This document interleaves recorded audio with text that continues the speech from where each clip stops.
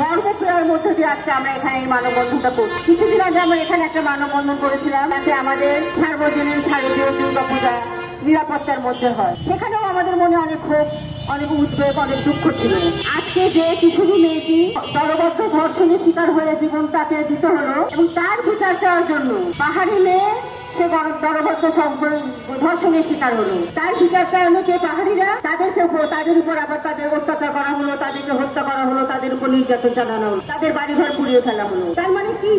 আজকে আমাদের প্রান্তিকতায় যারা আজকে আমাদের প্রান্তিক পর্যায়ে যাদের জন্য বিশেষ ব্যবস্থা নেওয়া প্রয়োজন, সেখানে তাদের জন্য বিশেষ ব্যবস্থা না নিয়ে তাদেরকে আমরা নানাভাবে নিষ্পেষিত এবং নিগৃহীত করছি, যাতে তাদের অধিকার প্রতি মুহূর্তে, মানবাধিকার প্রতি মুহূর্তে ভূলুণ্ঠিত।